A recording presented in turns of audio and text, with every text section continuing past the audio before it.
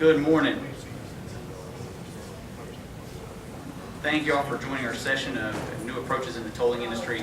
My name is Beau Memory. I'm the Executive Director of the North Carolina Turnpike Authority. When I started at the Turnpike Authority more than a decade ago, the industry was changing.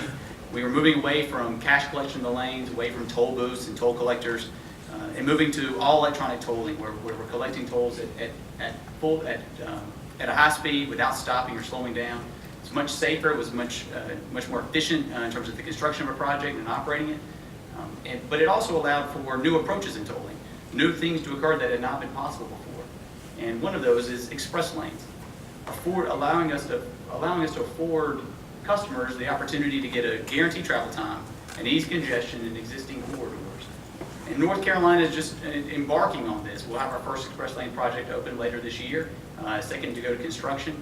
And we thought it'd be a great idea to bring in some experts from neighboring states who have had these projects for some time, and to have a conversation with them and to learn from what they've done and their experiences, to see what we can apply here in North Carolina. And I'm excited about the panel we have here today. First up, we have Annie Gillespie. Annie has been the Director of Engineering at the Georgia State Road and Tollway Authority since 2013. In the last 2 years, she has overseen the opening of 3 new express lanes in the metro Atlanta region. Ms. Gillespie is a professional engineer and holds a Bachelor of Science in Civil Engineering and Environmental Engineering and a Master of Science in Environmental Engineering from Georgia Tech. Annie.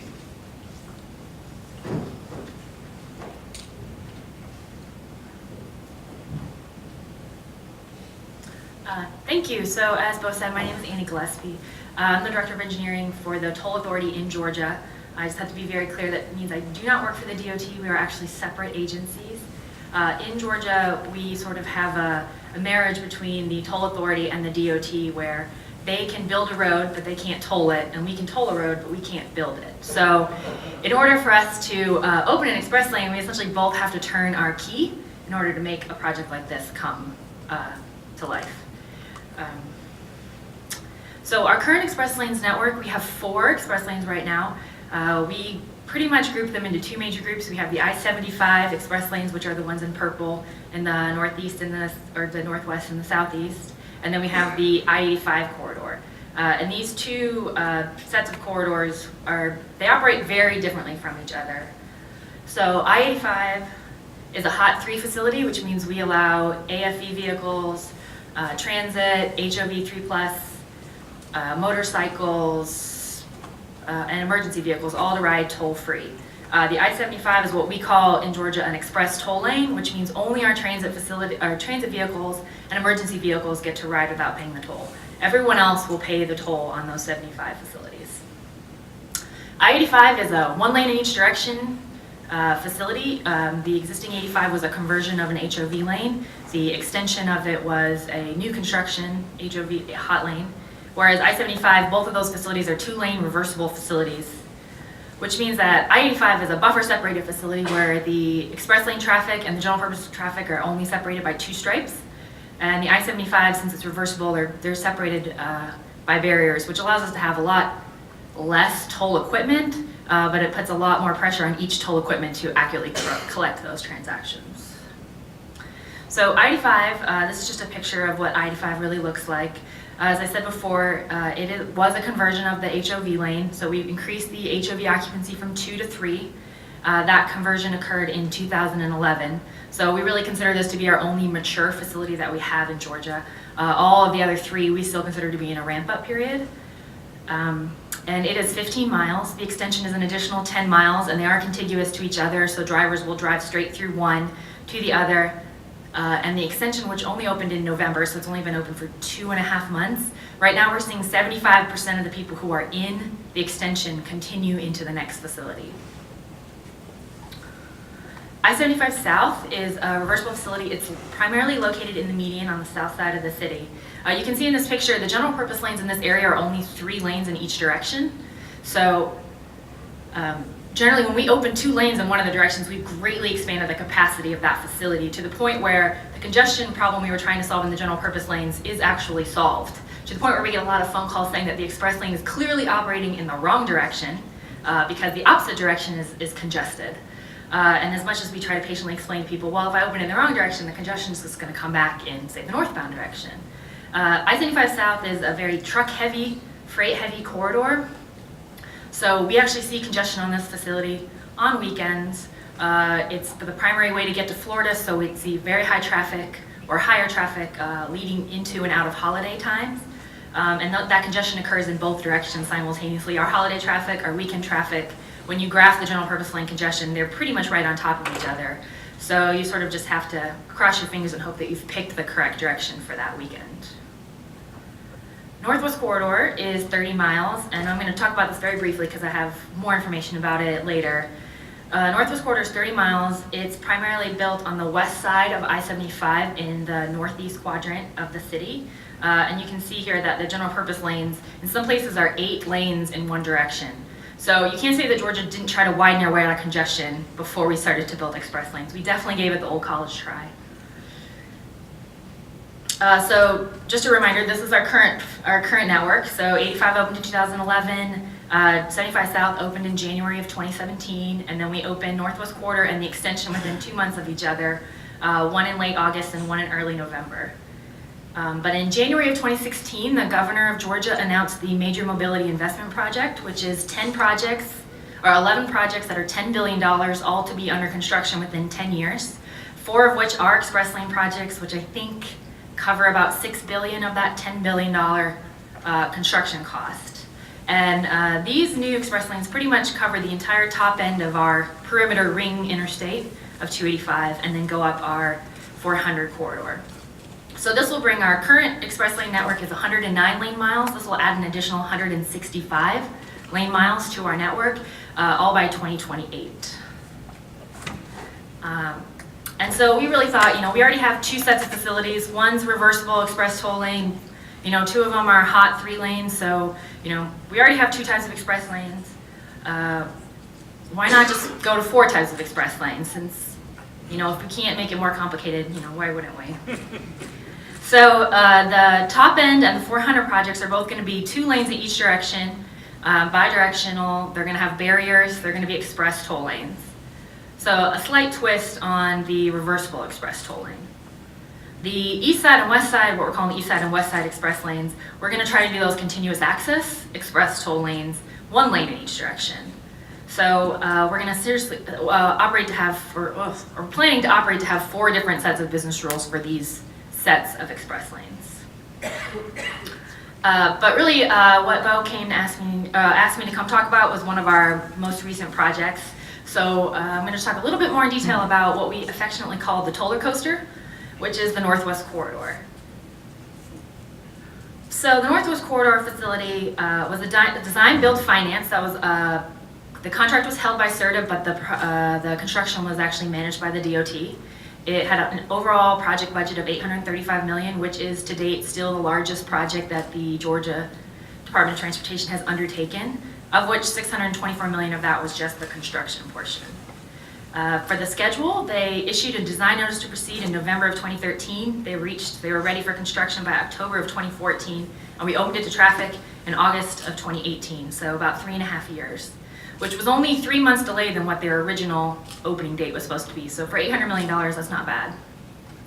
And we did operate it toll-free for 2 weeks, let people try out the facility, get familiar with where the access points were, how it would operate, how it would work for them, before we switched on the tolls.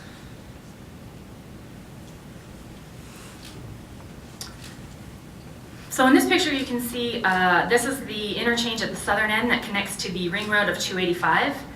These ramps are all going to have to be modified when we build the next level of the express lanes. But it is 30 miles long, 11 of which is elevated, which gives us, in Georgia, an added complication of what do we do in the event of potential inclement weather.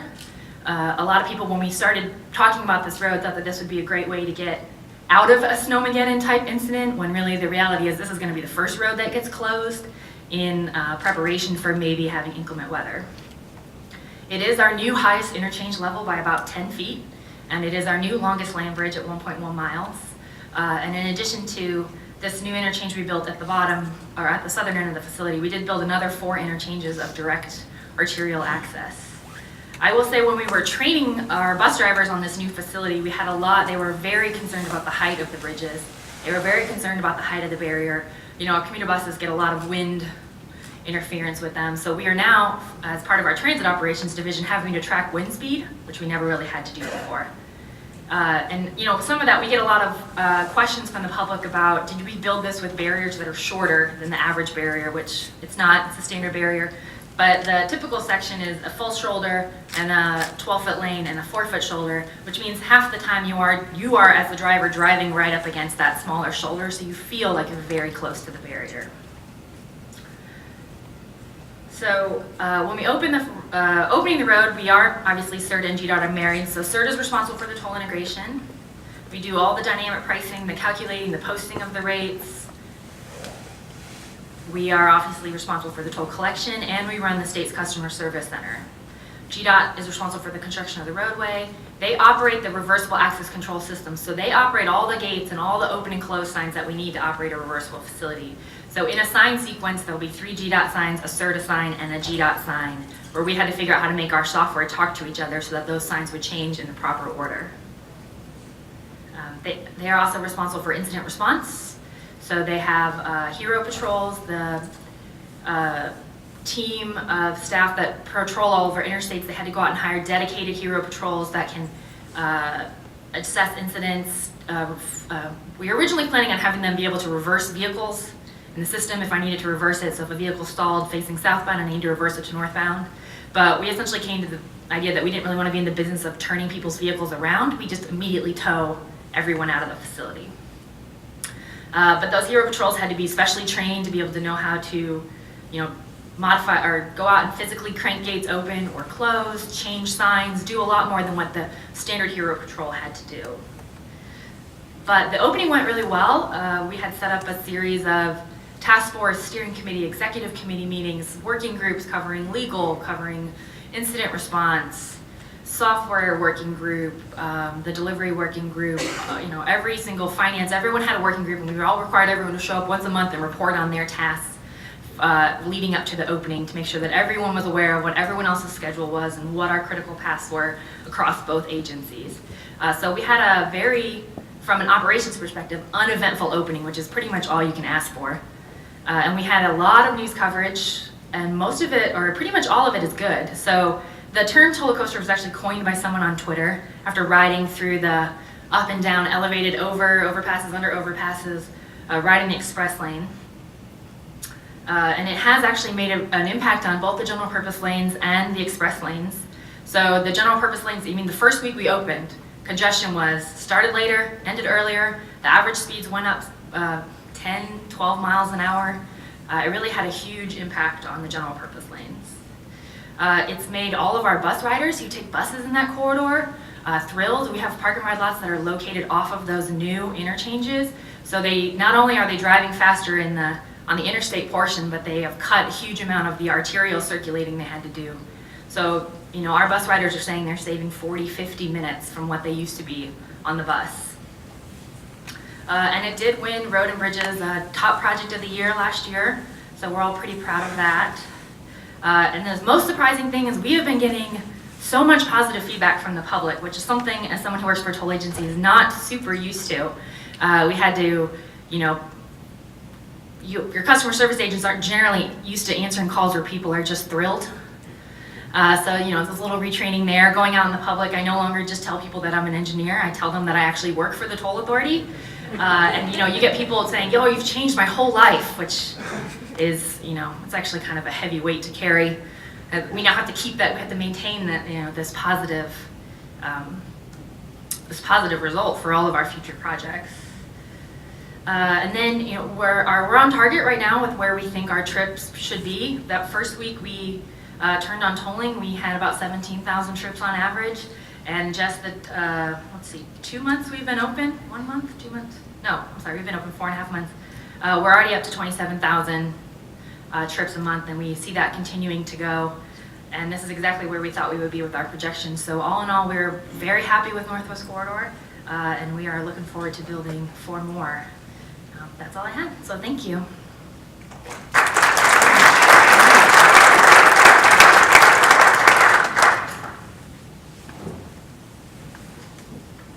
Thank you, Annie. I don't know that we can top Toller Coaster. Next, I'd like to bring up DavidCaudill with VDOT. David is a professional engineer and is the division administrator for VDOT's Tolling Operations Division. He has 21 years of experience in engineering, construction, and operations related to regional building and tolling facility assets, as well as 13 years of bridge and highway design. David is responsible for 2 traditional toll facilities, 2 HOT facilities, and the Commonwealth's Easy Pass program, which currently has more than 1.3 million individual accounts. David? Okay, thank you, Beau. Good morning, everybody. Again, DavidCaudill. I'm the division administrator for VDOT, for tolling operations. Today I'm going to speak to you about our 2 latest conversions. These are VDOT facilities that used to be HOV and now are hot. We've got, I'm going to go through the operational characteristics of these facilities and then go to the challenges that we faced. I do want to point out 66 express lanes are on your left, and it's unique in that there's no general purpose lanes. So we've got the Metro running down the middle, and then the other 2 lanes or the other directions, different times of the day, are fully HOV or now hot. 64 is the facility on the right. It's reversible, but it does have general purpose lanes.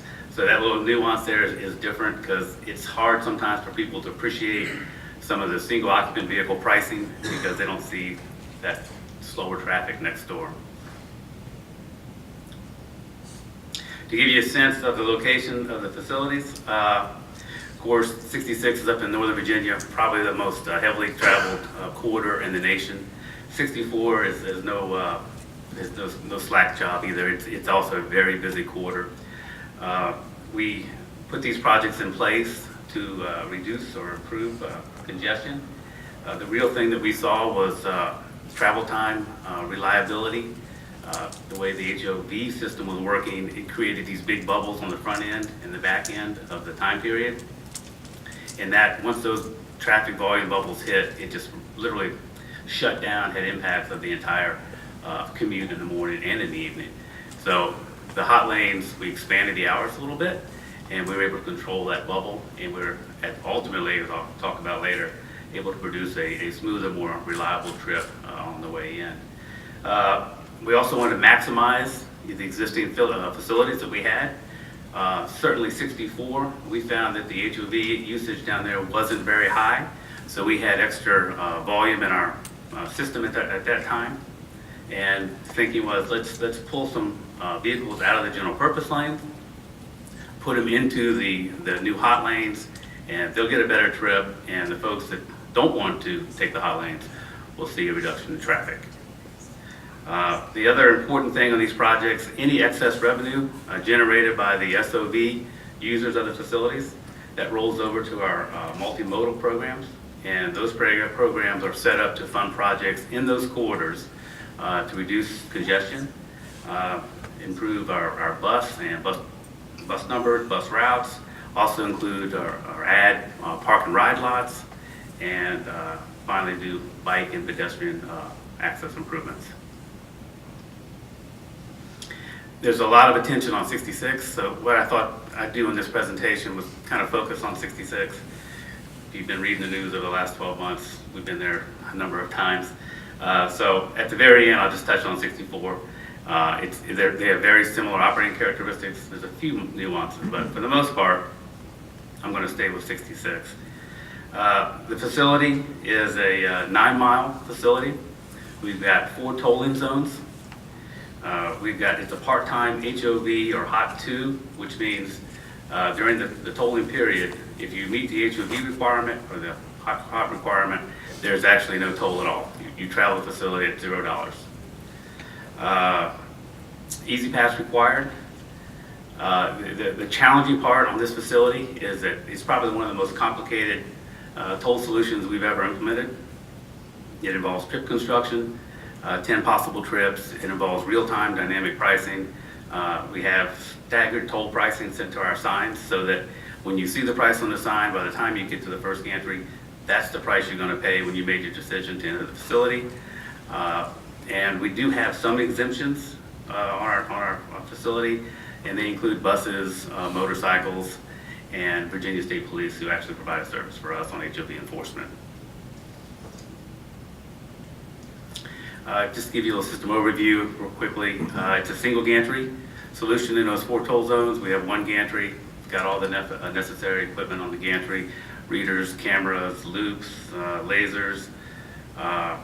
The equipment building you see in the foreground there, that's actually where our plaza servers are.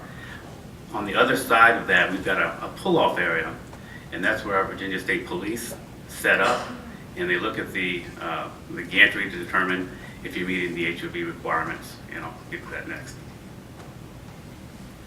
As I noted, we have signs at all of our entry points. We have 2. We have an advisory sign and a confirmation sign.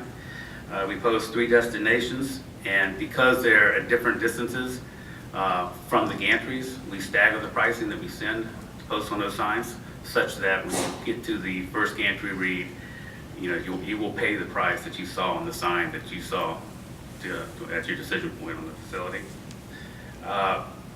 Our microwave detectors, traffic sensors are sending our dynamic pricing, speed and volume information real time. The algorithm is set up to adjust the toll if necessary every 6 minutes.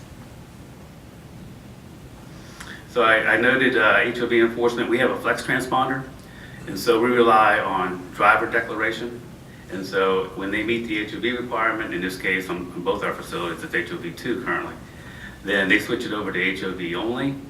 And the gantry downstream side, you can see it on that middle picture, that's our scanner. Right behind the scanner is a beacon, and that beacon will light up and indicate that that driver has declared himself HOV. The state police, as I pointed out earlier, downstream of those little sheds, is looking for that light. They see the light come on, they count the number of heads in the car. If they don't meet the HOV requirement, then that vehicle is subject to being pulled over and written an HOV violation citation. So we opened up, right, our first week, and that was back in December, about 13 months ago. And, the headlines were pretty amazing. First day, our single occupant vehicle toll got to $34.50, and everyone thought, well, that's a fluke. On the second day, we got to 40. So it wasn't really a fluke. What it really showed was that there was pent-up demand and a willingness to pay to get out of the Washington congestion and get a more reliable trip time into DC. So they were willing to do that. Some of the other challenges we had was that what the press didn't say. And they didn't say that these were full trip prices, right? So there's multiple trips, it would be, of course, less than those maximum amounts. They also didn't address that was just for the peak of the peak. It was a 6-minute period during the peak of the peak when, HOV percentage had reached in excess of 55% at that time. So there wasn't a lot of capacity left to sell, to maintain and still meet the required speed to let folks in. So, we posted high prices. The drivers saw those prices, so they knew when they made the decision to take the facility that that's what they were going to pay. Our trips reflected that price, and we got no complaints of people paying that much. Now, people who didn't ride the facility and basically saw, oh my gosh, VDOT's charging $30, $40 tolls, that's just crazy. Well, the reality was the access to those hot lanes or those HOV lanes, if you didn't meet the HOV requirement prior, you never had that choice.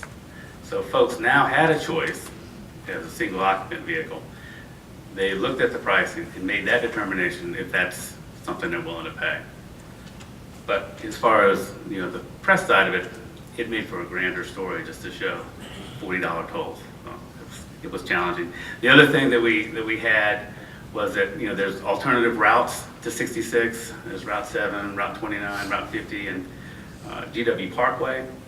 There were reports that because of our facility, we were pushing too much traffic off, and they were getting hammered, and they were dealing with more congestion.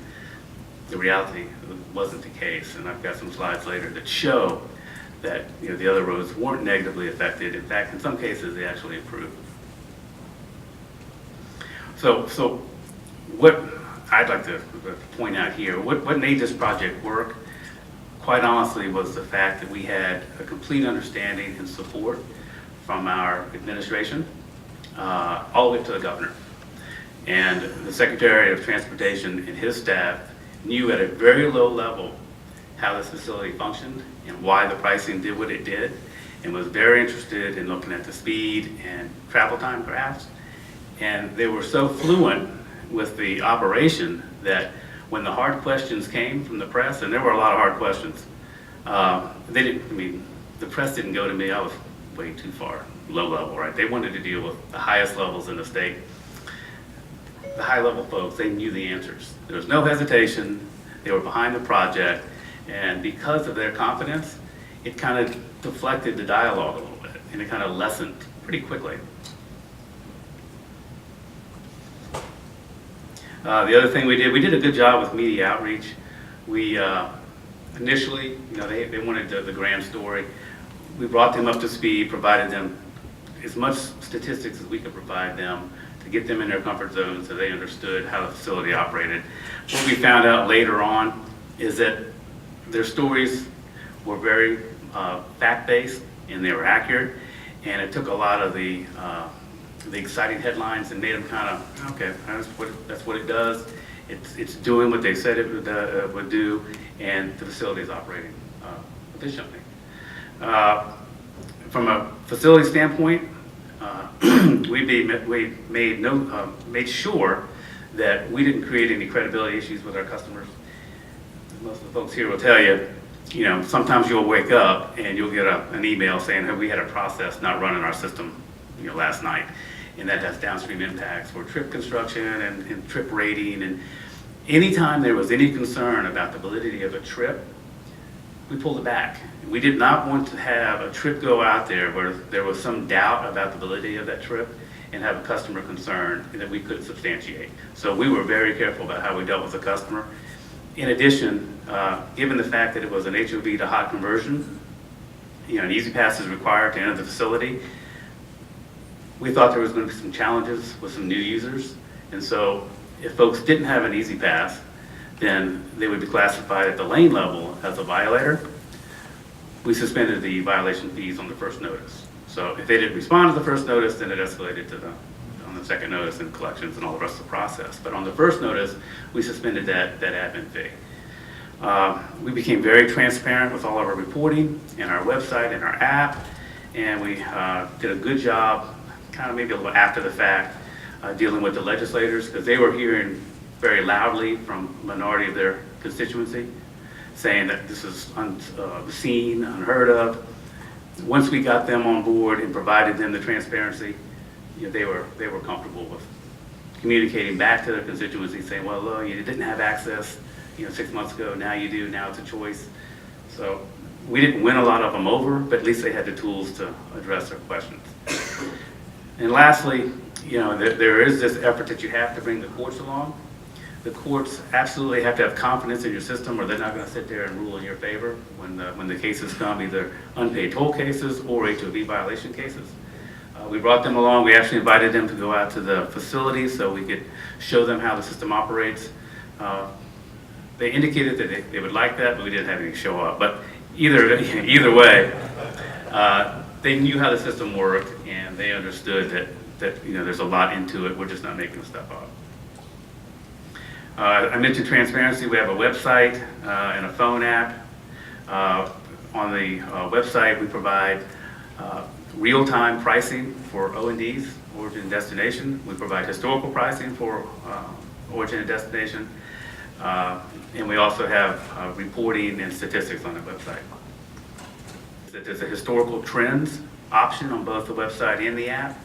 And this was very helpful, especially to the legislators when their constituents would call. They could say, well, look, you can look over the last 4 weeks for your particular origin and destination over the entire tolling period, and this is what the pricing has done.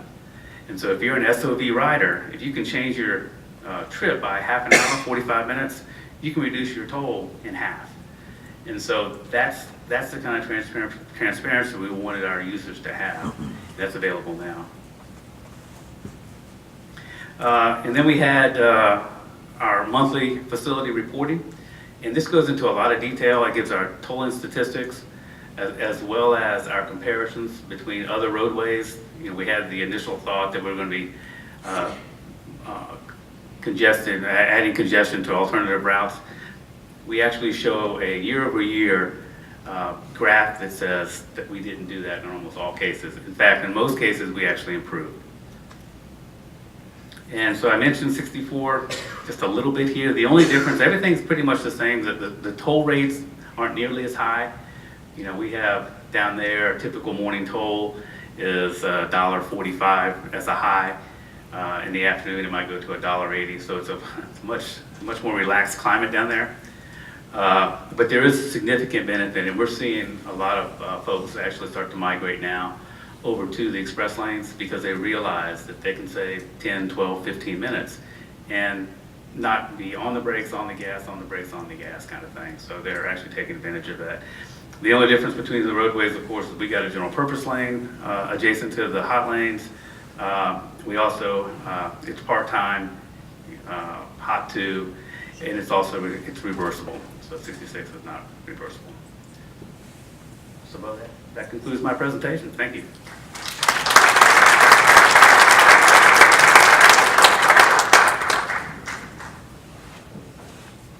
Thank you, David. Next, I'd like to introduce Saad Shbakio. Saad is a professional engineer and serves as Vice President of HNTB.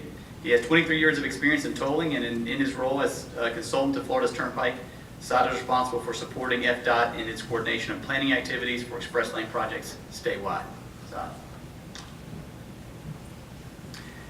Good morning, everyone, and thank you, Beau, for the opportunity to be here today to talk to the group about our exciting express lanes projects in Florida and what's going on. I'm going to start first, before I go into the express lane side. I want to give you an overview of the express lanes and the Turnpike system in Florida. So this is a map of the state of Florida. The Florida DOT and Central Office in Tallahassee oversees 7 geographical districts throughout the state, plus the Turnpike system. So the Turnpike is part of the Florida DOT. As you see on the map here, the Turnpike is scattered throughout the state, provides transportation to most of the residents within the state of Florida. Turnpike is 483 miles long. The biggest portion is the mainline section that runs from Miami all the way to north of Orlando, plus 9 expansion projects that were constructed beginning in 1995. The Turnpike also includes 150 miles of a ticket system under an ORT system, open road tolling, that we have plans to convert to AET in the future. Turnpike also has 3 facilities that are all electronic tolling at this point: the Homestead Extension in South Florida, the Sawgrass in South Florida, and the Veterans Expressway in Tampa. There are also plans to convert additional facilities to all electronic in the future. There are 2 other projects that the Turnpike is planning to open soon, and that would add another 28 miles to the system. The first project is in Jacksonville, where the First Coast Expressway is planned to start to be tolled starting this month. And the second project is in Tampa, in northern Tampa, where the Suncoast 2 extension is under construction right now. As you see, as many of you would know, Florida is the 3rd biggest state in population, following California and Texas, with over 21 million of residents who live in Florida, and over 100 million of visitors that visit the state every year. So you could imagine, with all the population that live there and visit every day, the strain that it would make on the transportation infrastructure in the state, and how the Department of Transportation is trying to fix and solve the transportation problem. So with that, the department thought of innovative ways to alleviate congestion and be able to provide transportation service throughout the state. So in 2006, the Florida Department of Transportation signed an agreement through the Value Pricing Pilot Program to look at converting the HOV lane on 95 in Miami-Dade to hot lanes. That was the first toll conversion from HOV to HOT. That was the first agreement that FDOT signed with Federal Highway. Following that, there were two other agreements following that in 2010 and 2011 that were only studies. They were not implementation projects, they were studies. So the first one was to develop a regional concept of transportation operations in the Southeast region, ERICTO, that was funded by Federal Highway. And the second study was an integrated congestion pricing study that was focused on looking at mitigating congestion and solving congestion problems on the Turnpike system itself. So some of the things we've looked at for that study was looking at congestion management, congestion pricing, which is raising the tolls during the peak periods across all the lanes. We looked at express lanes. We looked at multiple options for the Turnpike system to kind of fix and help alleviate congestion on the Turnpike. So that study concluded with some recommendations, and I'll talk to you about some of those recommendations that we're implementing. Following the history behind the value pricing studies, different regions within the state began developing express lanes. Other districts started looking at express lanes and adding capacity to add tolls. So the regional networks began to form, especially in the urban regions. And then at the same time, which was critical, the DOT started preparing policies that would handle, how to operate, how to engage the public, and other policies regarding the operation of the express lanes. So that was critical and that was important. And as you could see, some of those policies are still ongoing today. As we learn, lessons learned from previous projects we've opened, you could see that some of those policies might be tweaked and adjusted a little bit as we go forward. So the first network I want to share with you today is the Southeast Florida. That network seems more established than other networks. It has 46 miles of express lanes that are open to traffic today. That includes 95 Express, South Florida, 595, which is a 3-lane reversible express lane, and 75 Express. Those facilities are open today. There's a direct connect between the express lanes on 595 to I-75. That's part of the planning for that network, is to develop those direct connects. There's also other projects, about 50 miles of projects that are in construction. Some of them are on the Turnpike. So that's one of the recommendations that came out of the ICPP study, is to bring express lanes on the Turnpike system, specifically on the southern Homestead extension, Florida's Turnpike, and convert or add additional express lanes on that facility. So that's under construction today. And then we're adding express lanes also to extend the initial 95 Express project to the north into Palm Beach County. So these are the colors that you see in red. The other colors that you see on the map in blue, these are additional projects that are either in planning phases today or in design. The next network is in Orlando. The biggest projects going on there is the construction of the I-4 Ultimate project. That's about 21 miles of express lanes that will be added along with major improvements to the I-4 corridor. And I-4 is a main route that runs through the Orlando area, and it's extremely busy. There are plans that the department is looking to extend the I-4 Ultimate to the south, and they're calling it the I-4 Beyond the Ultimate. And then maybe plans to extend it to the north as well. On the map also you'll see in red the East-West Road. That's part of a Turnpike project called the Beach Line West project that is under construction today. That's another recommendation that came out of the ICPP study, is to implement express lanes on that 8-mile stretch of the Beach Line Expressway. There's other projects in planning or design throughout that region as well.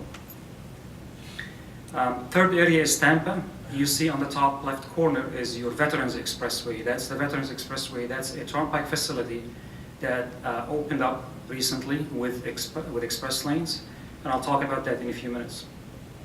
The local district is looking at adding express lanes on I-4, 275. Piece of the 275 express lanes are under construction today, and expanding that network. Even though I don't show on the map here the I-75 express lanes, but there are plans that local district is looking at adding express lanes on I-75 as well, and completing that downtown link between 275 and I-4 by adding express lanes. So that network is still evolving. And the last region is the Jacksonville area. There are 2 active projects under construction. The ones in red, one is on the east side and one is on the west side of the 295 Beltway.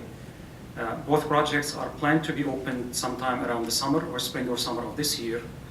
There's additional projects that the district is planning to do, specifically the 95 express lanes. And in fact, the district just finished a traffic and revenue study on the 95 to add 2 express lanes in each direction for that facility.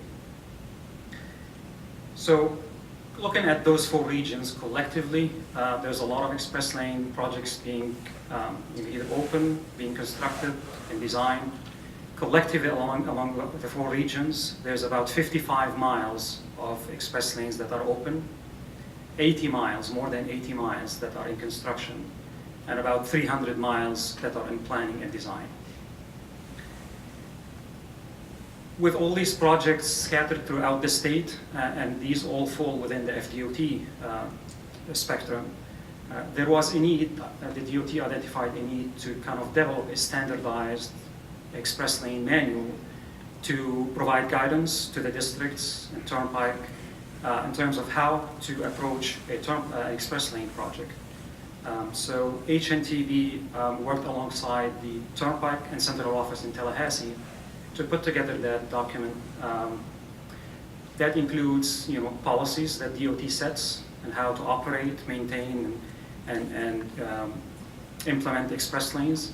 The planning side, how to approach the corridor development, how do you determine your egress locations, the tolling points, looking at a regional view, looking at a toll plan for the whole region, and then maybe piecing it into smaller pieces in terms of projects to be able to fund and build these projects. Even though that manual does not include any design criteria in it, it does have some considerations, but it has a reference to the Florida Design Manual where all the design criteria is located. And then a section about the toll collection. So that manual also includes guidance on how the toll equipment in the lanes would be functioning, what the interface would be between the TMC, the traffic management centers at the local district, and SunPass, what that interface in terms of moving around and coordinating with toll rates, and then the trip building side in the back office in SunPass, how that works.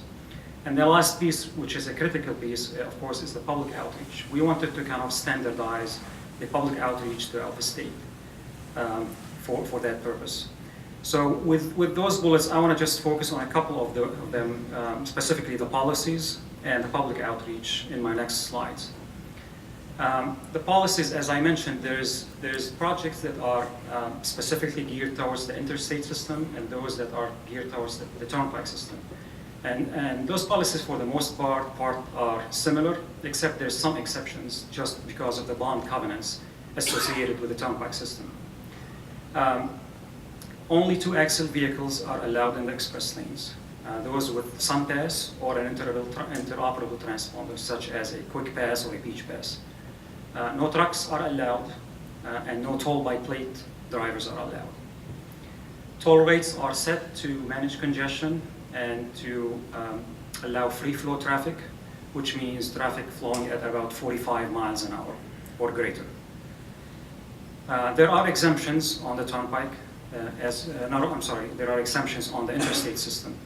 So as far as exemptions, the school buses, transit buses, over-the-road buses, and van pools are all exempt on the interstate system, express lanes. Those vehicles would have to pay on the Turnpike, but they would have to pay the general toll amount. So they're exempt from the dynamic portion, and they only have to pay the static toll, the general toll amount. There's also additional exemptions on the interstate specific to the value pricing project with Federal Highway, where the HOV lanes were converted to hot lanes. Those additional exemptions include HOV 3+, ILEVs, inherently low emission vehicles, that were allowed to go free as well. And those exemptions will be extended as 95 is extended to the north, to Palm Beach County. And since we're talking about 95 is the only facility in the state of Florida that has HOV lanes. No other interstate in the state has HOV, so the only conversions remaining would be taking the 95 conversions up to the Palm Beach County line. Also, there's a statewide pricing software that the department had established as being the official software to charge dynamically what the rates would be in the express lanes. And that software would be used locally by the district, by each district, but it's operating through the statewide platform, which is known as SunGuide in Florida. And lastly, the signing policy talked about signing. The signing sequence includes a toll DNS sign that would have at most 3 destinations to the sign. So there's 3 sign panels within that site destination. And the toll amount that the customer sees when that person enters the toll facility is the amount that customer pays. And if the price drops, then the customer pays the lower rate. In terms of public outreach, we developed a statewide website. It's known as floridaexpresslanes.com. I encourage everyone to go there. Has a lot of good information about Florida's express lanes projects throughout the state. It has a lot of good material that helps agencies and others to kind of understand how to start communicating with public officials and the customers as they start thinking about express lanes. So we have FAQs prepared, infographics, and maps showing the regions with express lanes. Branding was an important piece of information that the department had to develop, thinking that these projects are scattered throughout the state, so we wanted to standardize a logo that shows what the express lanes in Florida look like. And the Flying E was the preferred method, one. That's the one I show on the map here, which is that you'll see it on every express lane project in Florida. I want to spend the last couple of my slides here to talk about 2 unique projects I touched on earlier, just because each one of them is unique in its own way. The first one is 95 Express in South Florida. That was the first express lane project in Florida. The first 7 miles that opened to traffic. The northbound direction opened to express lanes in December 2008, and the southbound opened in January 2010. Maximum toll required by the Florida Administrative Code is set at $10.50. That's the only portion of the 95 that has a toll cap of $10.50. However, the Florida Administrative Code allows the department to increase that toll if the maximum toll is reached 45 times within a 6-month period, or 45 days within a 6-month period. So they've got that flexibility. Since phase 1 opened, the DOT extended the express lanes on 95 an additional 14 miles to the north. So that's now 21 miles that's open to traffic.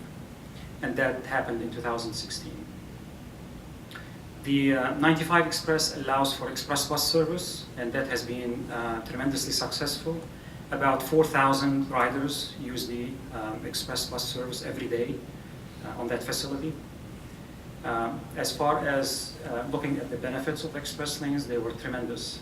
So the gap between the speed differential between general use lanes and express lanes at some point during the peak hours would go as high as 20 miles per hour differential. Express lanes being much faster. So that equates to at least 15 minutes of travel time savings during the peak hours. Phases 1 and 2 of 95 collected about $50 million in 2017.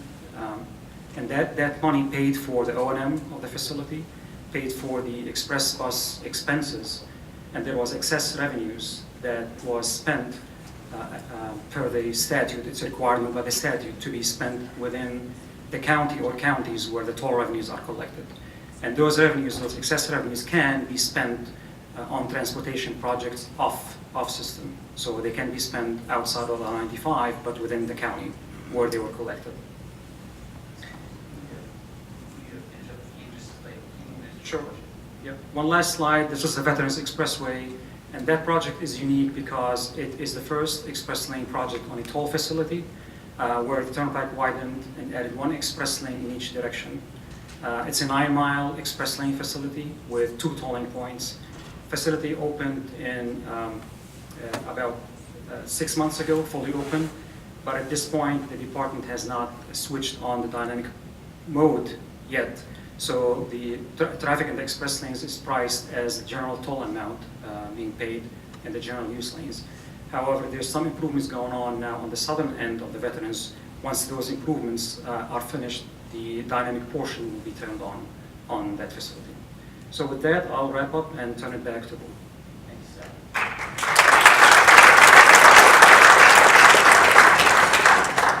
we have a few minutes for questions. I've got some that I've come here with, but since we had just a few minutes, I thought we'd start with see if anyone here had any questions. Yes, sir. Specific to the Florida system, what was the rationale or the policy for SunPass to be somewhat exclusive and not be able to use EasyPass or other electronic systems that are used on the East Coast? There's a lot of people travel back and forth on the East Coast from New England to Florida. Sure. And that is ongoing right now in terms of negotiations for interoperability.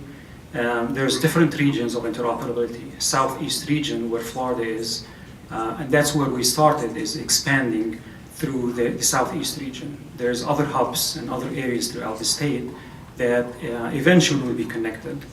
So, getting interoperability with EasyPass might be something in the future. At this point, I think the focus is to getting the Southeast hub interconnected, whether it's Texas, it's, we got interoperability with North Carolina and Georgia, and a few other states that are coming on board. But in the future, it's the intent to allow, all other states to come in and use the SunPass lanes. Just a follow-up with the North Carolina Turnpike Authority, what are your thoughts and studies and plans on how that system might work? On how interoperability is working? Yes, so North Carolina continues to be the most interoperable state in the nation in terms of our tolling program. So we accept accounts from EasyPass, SunPass, PeachPass, and we're working with all the partners we have here to continue to expand that. With our relationship with EasyPass, EasyPass is a growing entity. We expect to add another state here soon. And to Saad's point, we're looking to expand with Florida and Georgia into the western and Midwestern states, hopefully in 2019. Yes, sir. I noticed in Florida, the last slide, that the Veterans Expressway had a weave lane for access between the hot and the general purpose, I'm assuming. I know Virginia does not do that, but I guess it's a combination question of how does the weave lane work in Florida, and then did Virginia ever try the weave lanes for ingress egress, and now they're just using the full ramps between them? Just what's the concerns and what are Sure. the experience? So as far as the Veterans Expressway, express lanes there, the express lanes are separated from the general toll lanes using what we call express lane markers, which is the delineators. That weave zone is basically a break in the delineators where traffic can get in and out of safely from these lanes. And operationally, that was tested through simulation models to make sure that that condition occurs safely. And that was the recommendation to open up that break, the delineators for the express lanes there. So that's been functioning well so far as we know, no issues there. Just to add to that, and I'm glad to hear it's been functioning well. So you're right on the 95, 495, the weave areas. We do have left egress in and out, but we don't have those weave zones. We're working on a hot lanes extension down in Hampton Roads where we are considering weave, and we've done some modeling. It looks to work okay. One of the concerns that I have, having not had it in Virginia yet, is that we've only got a single lane, express lane, along those general purpose lanes. So I can see some friction developing and creating some backups. We'll watch that very carefully. But I am glad to hear that we got someone we can look at for precedent anyway. Yes, sir. Yeah, interested to see if any of the other states have used the P3 procurement method for any other facilities that they've built so far or doing. So about P3 procurement, if other states use P3 procurement. So Virginia is thought of as a leader in P3. We have concessionaire agreements in place now. 495 is an express lane, as well as 95 express lanes. Those are transurban roadways. They're at risk for the entire revenue stream. I-66 outside the Beltway, which will join up with my system inside. That too is a concessionaire agreement. Should be online in late 2022. And again, that's a full risk, revenue risk. The other facility that we have that's not in express lanes is down in Norfolk. We have the Midtown and downtown tunnels, and it's a P3, but it's more like it's an all electronic environment. It's not express lanes, but it seems to be working well. Again, all the revenue risk is with the concessionaire.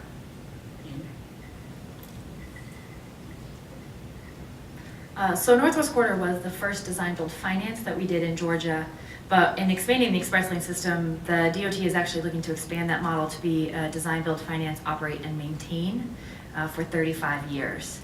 The state would still, or CERTA would still be the one responsible for price setting, and the revenue risk, it would be more of an availability payment model is what we're looking at currently. But that is all still in discussions, looking through financial models right now.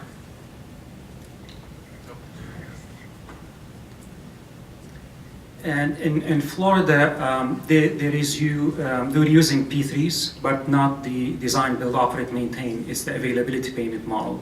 And that's been implemented on 2 projects right now. The I-4 Ultimate in Orlando, that's a P3 model through an availability payment.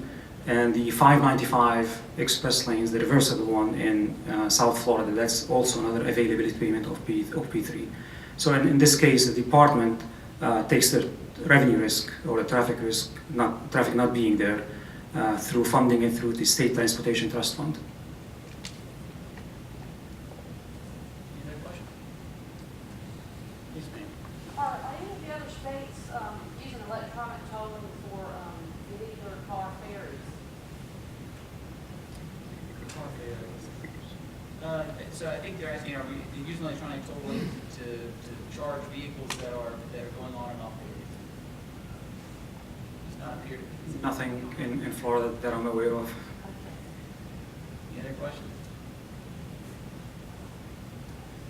All right, well, I'd like to thank our panel again. You know, it's hard in the tolling industry to get anybody in the tolling industry to agree to stay in one place for any period of time. It just tends to be unsafe. So to get their time today, you know, it was very exciting for us. Feel very lucky to have, you know, these experts come to our state and share with us today. So we give them one last round of applause. I appreciate it.